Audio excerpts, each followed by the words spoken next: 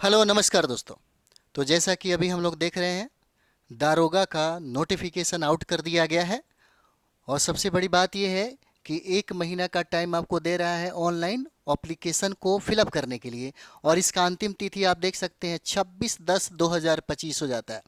सबसे पहले ये लिखा हुआ है ना। यहाँ देखिए, बिहार सरकार गृह विभाग आरक्षी शाखा में पुलिस अवर निरीक्षक के रिक्त पदों पर प्रतियोगिता परीक्षा के आधार पर सीधी नियुक्ति हेतु विज्ञापन ऑनलाइन आवेदन पत्र, है ना। ऑनलाइन आवेदन पत्र प्राप्ति अंतिम तिथि 26/10/2025 हो जाता है आपका, है ना। 2025 हो जाता है।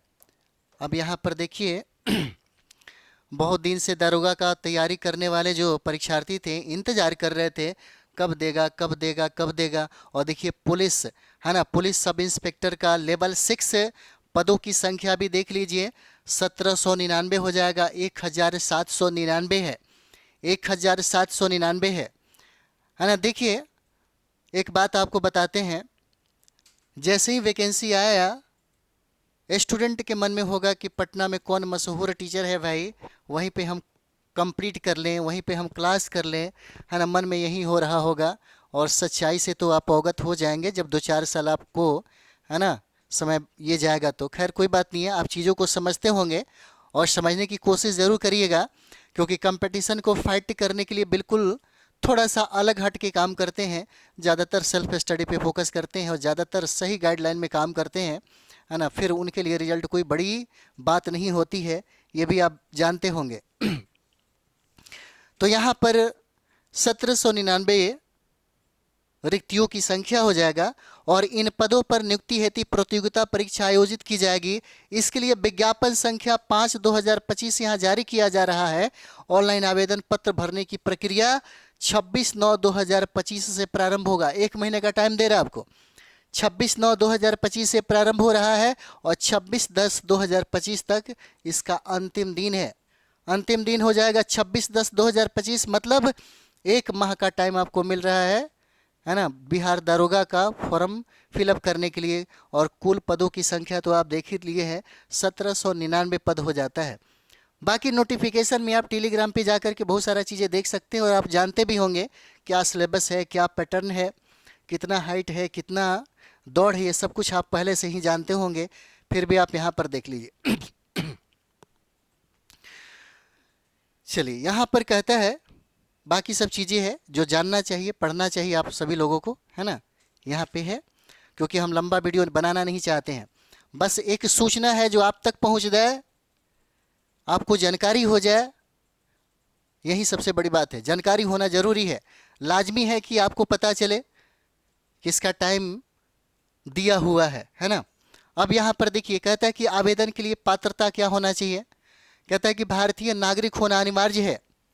पुरुष, महिला एवं थर्ड जेंडर आवेदन कर सकते हैं, है ना। पिछली बार के दारोगा में जेंडर भी फाइट की थी, रहमान सर के पास वो पड़ी थी। रहमान सर का उस समय बहुत ज़्यादा योगदान भी रहा था, है ना। आपको बताने में हमको कोई ज़्यादा प्रॉब्लम नहीं है ना। तो बड़ा योगदान भी उन्होंने दिया था। अभ्यर्थियों की शैक्षणिक योग्यता हो जाएगा 1/8/2025 तक किसी मान्यता प्राप्त विश्वविद्यालय से स्नातक परीक्षा या राज्य सरकार के द्वारा मान्यता प्राप्त उसके समकक्ष परीक्षा उत्तीर्ण होना अनिवार्य हो जाता है। देखिए यहाँ पर कई ऐसे लोग हैं है ना, कई ऐसे परीक्षार्थी हैं जो 22-23 वर्ष की उम्र में भी कंप्लीट कर जाते हैं। अगर उतना उम्र में वो कंप्लीट कर जाएं तब जॉब का मज़ा आता है, तब दारोगा बनने का मज़ा आता है और बहुत सारी चीज़ें ज़िंदगी में मिल जाती हैं। तो नए लोग के लिए भी थोड़ा सा चैलेंजिंग है भी और नहीं भी है, निर्भर करता है कि आपके साथ कौन गाइडलाइन कर रहा है, आपको कौन, है ना, मतलब टीच कर रहा है, ये सबसे ज़्यादा मायने रखता है। हज़ारों की भीड़ में तो 5-10-15 ऐसे भी रिजल्ट हो ही जाता है, कोई बड़ी बात नहीं है ना। तो चलिए यहाँ पे हम लोग देखते हैं उम्र सीमा की जो गणना की गई है, उम्र सीमा की गणना 1/8/2025 के आधार पर की जाएगी। परंतु वैसे अभ्यर्थी जो दिनांक 1/8/2024 को सरकार के द्वारा निर्धारित अधिकतम उम्र सीमा आधारित करते हो, वो भी उम्र सीमा के आधार पर आवेदन कर सकते हैं। यहाँ पर अभ्यर्थियों की उम्र दिनांक है 1/8/2025 को, वो भी मैट्रिक या समकक्ष प्रमाण पत्र के अनुसार निम्नवत होना चाहिए, है ना। निम्नवत यहाँ पर होना चाहिए। उम्र का भी कैटेगरी वाइज जो है उसका मानक रखा गया है। जैसे सामान्य वर्ग के पुरुष के लिए न्यूनतम उम्र वर्ष 20 वर्ष होना चाहिए और अधिकतम 37 वर्ष होना चाहिए। महिलाओं के लिए न्यूनतम उम्र सीमा 20 वर्ष रखा गया है और अधिकतम उम्र सीमा जो है यह 40 वर्ष रखा गया है ना। यहाँ पर पिछड़ा और अति पिछड़ा वर्ग की अगर बात कर दिया जाए यहाँ पे महिलाओं के लिए और पुरुषों के लिए, तो न्यूनतम उम्र सीमा 20 वर्ष है और अधिकतम उम्र सीमा 40 वर्ष हो जाएगा। अनुसूचित जाति और अनुसूचित जनजाति के पुरुष और महिलाओं के लिए और थर्ड जेंडर अभ्यर्थियों के लिए भी न्यूनतम उम्र का जो सीमा है, जो पैमाना है 20 वर्ष रखा गया और अधिकतम उम्र सीमा 42 वर्ष रखा गया है। इस तरीके से ये पैमाना यहाँ पर आपको दिया गया है, ठीक है। उसके बाद आप देख सकते हैं यहाँ पे अभ्यर्थियों का शारीरिक मापदंड भी दिया गया है, यानी कि ऊंचाई, सीना, वजन के लिए कोई अंक देय नहीं होगा, परंतु विहित अर्हता पूरी नहीं करने वाले अभ्यर्थी असफल घोषित किए जाएंगे। अब यहाँ पे अनारक्षित समान वर्ग की अगर बात हम लोग करें और पिछड़ा वर्ग के पुरुषों के लिए न्यूनतम 165 सेंटीमीटर होना चाहिए, क्या हाइट होना चाहिए। हाइट कितना होना चाहिए, न्यूनतम 165 सेंटीमीटर होना चाहिए। अगर अत्यंत पिछड़ा वर्ग, अनुसूचित जाति, अनुसूचित जनजाति के पुरुषों की बात अगर किया जाए तो 160 सेंटीमीटर इनका हाइट होना चाहिए। और सभी वर्गों की महिलाओं के लिए इक्वल किया गया है, कितना, न्यूनतम 155 सेंटीमीटर है। बहुत ही अच्छा, न्यूनतम कितना, 155 सेंटीमीटर हो जाता है। अब यहाँ सीना की बात है पुरुषों के लिए, आप देख सकते हैं यहाँ पे, है ना। नियुक्ति की प्रक्रिया देखिए, ये ज़्यादा जरूरी है। नियुक्ति की प्रक्रिया, लिखित प्रतियोगिता परीक्षा होगा और आवेदन पत्रों के संग्रहण उपरांत आवेदन पत्रों की समीक्षा की जाएगी एवं जिन अभ्यर्थियों के आवेदन पत्र सही पाए जाएंगे उनके लिए लिखित प्रतियोगिता परीक्षा का आयोजन किया जाएगा। लिखित परीक्षा 2 चरणों में होगी, यथा प्रारंभिक और मुख्य परीक्षा। लिखित परीक्षा के सभी पत्र है ना विकल्पीय प्रश्नों पर आधारित हो जाएगा, मतलब MCQ पर आधारित होगा। पहला आपका PT का एग्ज़ाम हो जाएगा। PT में जो लोग फाइट करेंगे वहीं लोग मेंस का पेपर देंगे और यहाँ पर मेंस का पेपर 2 हो जाता है, एक जनरल हिंदी का हो जाएगा और एक आपको GS का हो जाता है। दारोगा बनने के लिए सबसे ज़्यादा ज़रूरी है यहाँ पे मेरिट लिस्ट में आना, यहाँ पर GS पर कमांड करना। यहाँ पर मैथ की वैल्यू थोड़ा सा ज़्यादा बढ़ जाता है क्योंकि यहाँ पर जिस विद्यार्थी का भी अच्छा स्कोर होगा उसी का रिजल्ट होगा, ये ज़्यादा यहाँ पर मायने रखता है, आपको हम बता दें।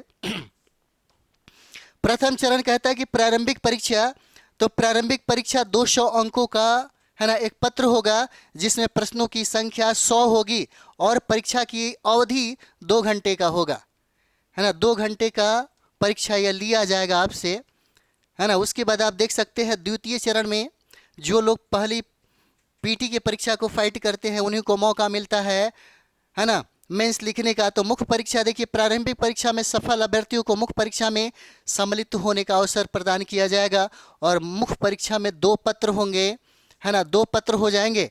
प्रथम पत्र हो जाएगा 200 अंकों का, सामान्य हिंदी है। 2 घंटे का टाइम आपको मिलता है जिसमें 100 प्रश्न बनाने होते हैं।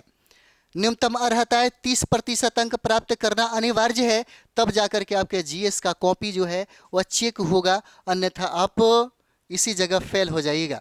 द्वितीय पत्र समान अध्ययन का होगा, समान विज्ञान का होगा, नागरिक शास्त्र का होगा, इतिहास हो जाता है, ज्योग्राफी होगा, गणित एवं मानसिक योग्यता जो यहाँ पे आते आते सबसे ज़्यादा इम्पोर्टेंट स्थान हासिल करता है ना। द्वितीय पत्र का पूर्णांक 200 अंकों का होगा जिसमें प्रश्नों की कुल संख्या 100 होगी और परीक्षा की अवधि भी यहाँ पर 2 घंटे का ही होगा, है ना। 2 घंटे का होगा।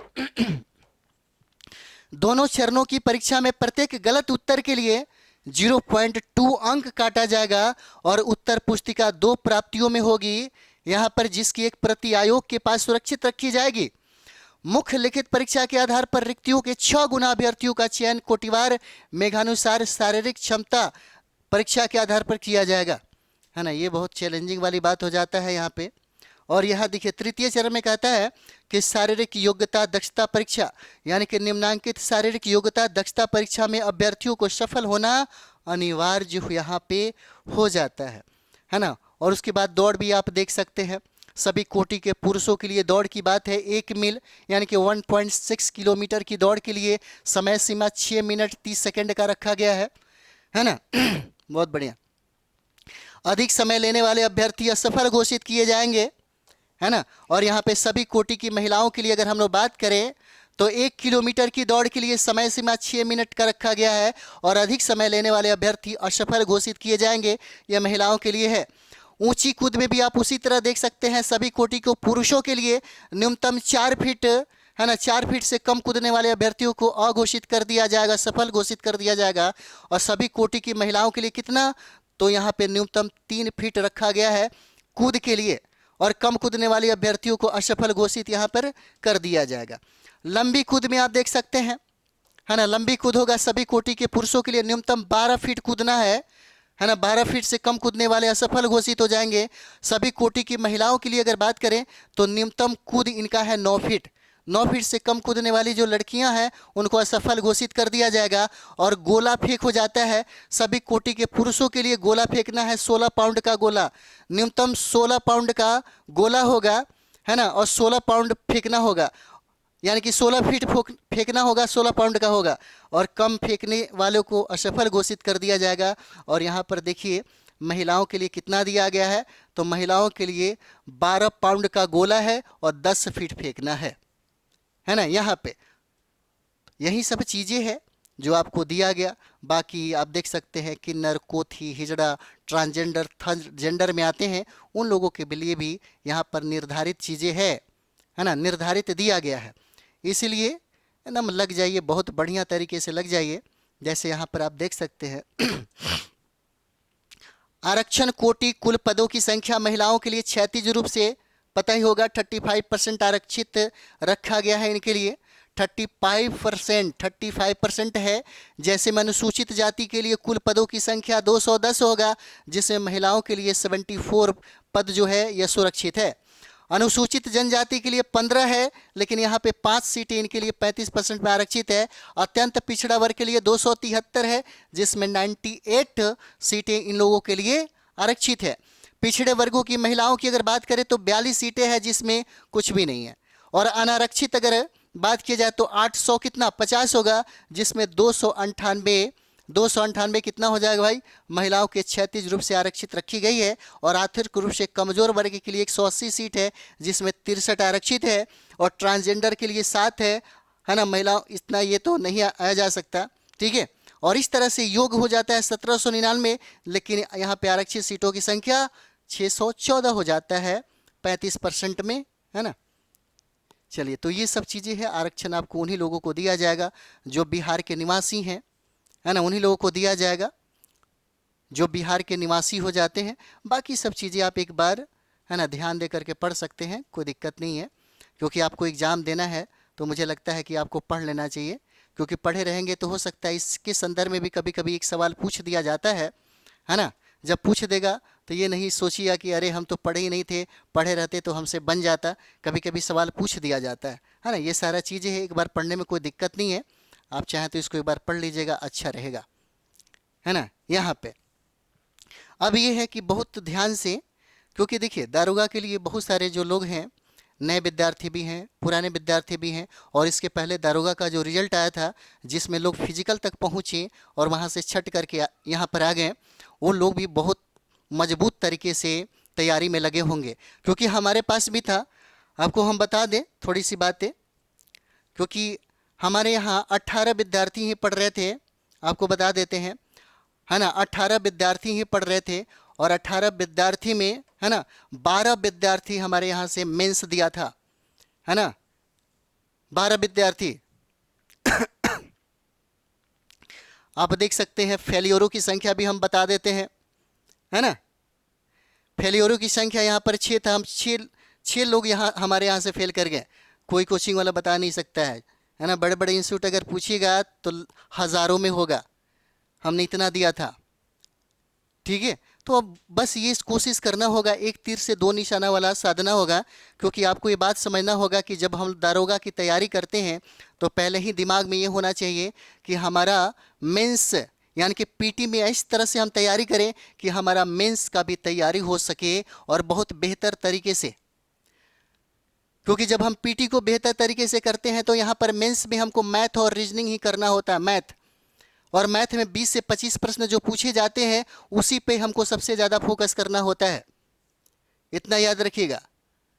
क्योंकि रिजल्ट आपको पीटी के बाद इसी से मेरिट लिस्ट बनता है, जिसका इस पे सबसे ज़्यादा पकड़ होगा वही दारोगा बनेगा। तो बाकी चीज़ें हम लोग अपने क्लास में भी बात करेंगे और आपको हम 26 से ही प्रारंभ करने जा रहे हैं। क्लास होगा एकदम ज़बरदस्त तरीके से, बहुत बेहतरीन तरीके से, है ना, सारे सब्जेक्टों का टीम के माध्यम से। तो हम लोग मिलते हैं क्लास में। थैंक यू वेरी मच आप सभी लोगों को।